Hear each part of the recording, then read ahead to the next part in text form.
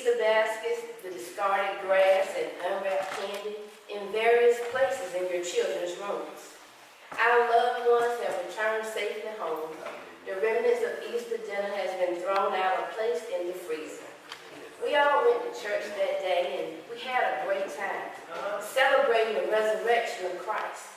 I'm sure the preacher more than likely told us that he got up on that third day and that he got up with all power.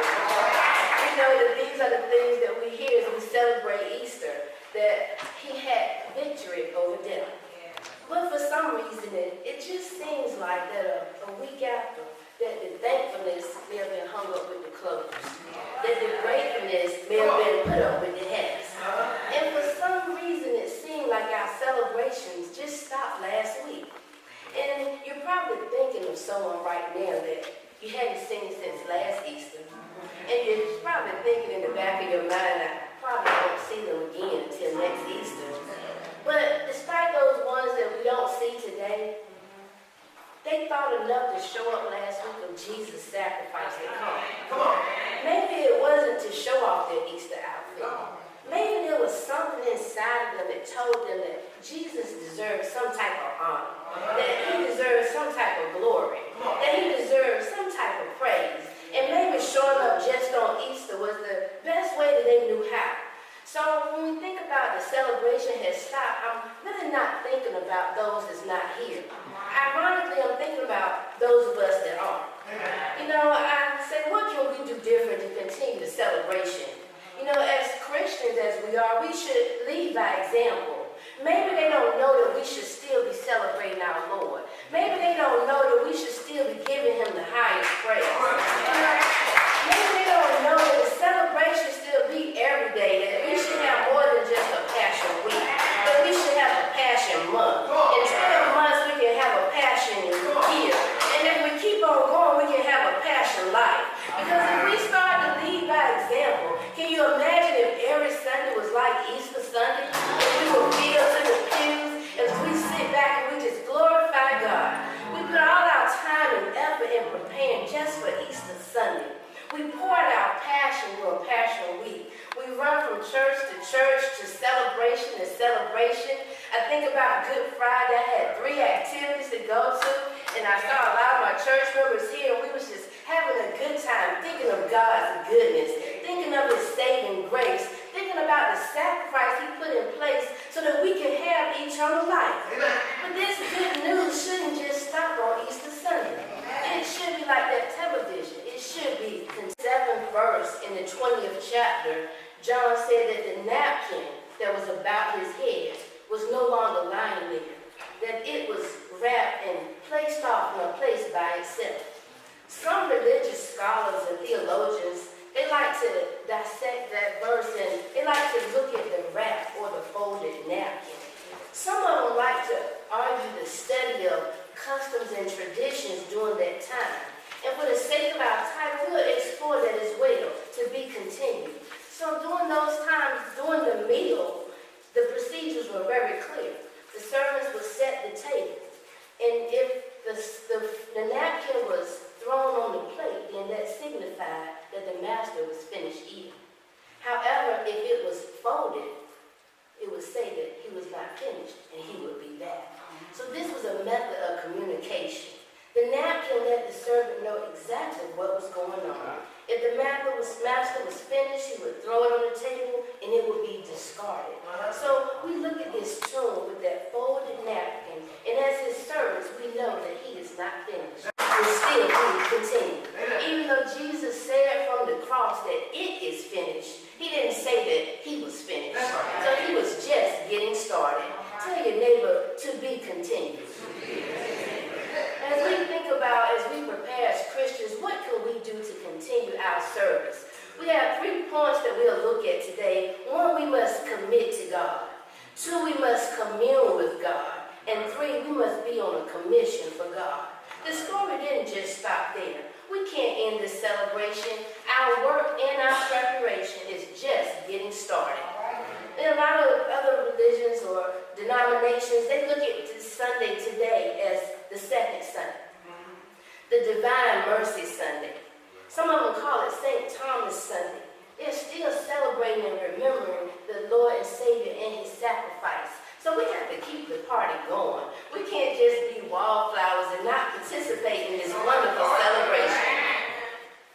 My relevant question that I must ask you today is, this next chapter, this next episode in your life, will it be a rerun? Will we continue to see the same old habits, the same old practices, the same old behaviors? Will some of you keep the same old people in your life? Sometimes we need to change the cast and the characters. And we all get tired of reruns after a while.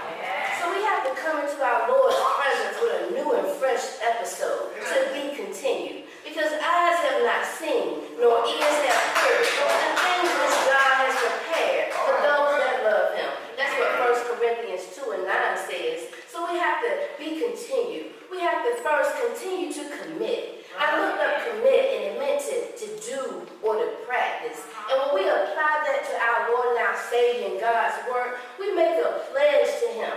It's a pledge we make to God in response to the many promises that he's already made. 7 and 5 says, commit thy way into the Lord. So if you look through the Bible, it's repeated, commit, commit, commit. So you have to be like the Bible. You have to continue to commit to our Lord and to thy Savior. Psalms 55 and 22 told us that cast thy burdens upon the Lord, and he shall sustain thee. He shall never suffer the righteous. So as long as we commit to the Lord, he's going to continue to sustain us. He's going to continue to bless us over and over again. But we can't be afraid of a commitment. We can't run from what's right. Some people don't like to be committed. But I like to do things on my own time. I like to do it when I get ready. But the Lord, we can't continue to waste time without salvation. Because we don't know when the Lord's going to return. So it's time that we commit and do what is right. Blessed are they that have not seen, but they still believe. That was John 20 and 29. He was speaking tongues. Our next point today is that we must continue to commune with God. Commune means to focus on God, to converse with him, to talk with intensity, to have an intimate communication. That means we're sharing our heart and our mind with God in prayer. Think about all those things we put our time and effort in. What if we shaved off just a little bit of that time to give back to the Lord? What if we cut our phones off and turned off our televisions and we talked to the Lord opposed to our best friends? Can you imagine the closeness you would have? Because when we talk to one another, we get close to them, correct? So imagine if we talk to the Lord. Imagine if we continue to pray. Imagine how close he would be and how close we would be to him. John 20 and 21, it says that then Jesus said to them again, peace be unto you, as my Father hath sent me, even as I send you. So when we get close to the Lord, we start to hear from him. The Holy Spirit starts to speak. John 20 and 22, the verse says, and when he had said this, he breathed on them and said unto them, receive ye the Holy Ghost. I looked up the word commission, and it says the act of committing or sending to, the act of entrusting as a charge or duty. As Christians, we have a charge. We have a duty. Matthew 28 in our Sunday school book today, go ye therefore and teach all nations, baptizing them in the name of the Holy Ghost, teaching them to observe all things whatsoever he commanded us to do. So we can't continue to sit still. We can't continue to not tell somebody about the goodness of the Lord. We can't continue to not tell them about salvation. We have to tell them about this goodness that we have waiting for us in glory. Our work should still be continued. The Lord's word didn't stop right there. But we have to witness. We have to tell somebody else. We have to be prepared to share in a moment's notice. And there might be someone that thinks the devil might have them. But you can tell them to be continued. Tell them to say this, that, because my life isn't over. My job isn't done. My task isn't finished. This is just a station break. There might be someone in here, you feel that same way about your life, that it's in a mess, or it's not what you planned. Even somebody else might think the same, but you can tell them, don't worry, this is to be continued. Just tell them that it's not over, that God isn't finished, and he's going to continue this. And as I look back in John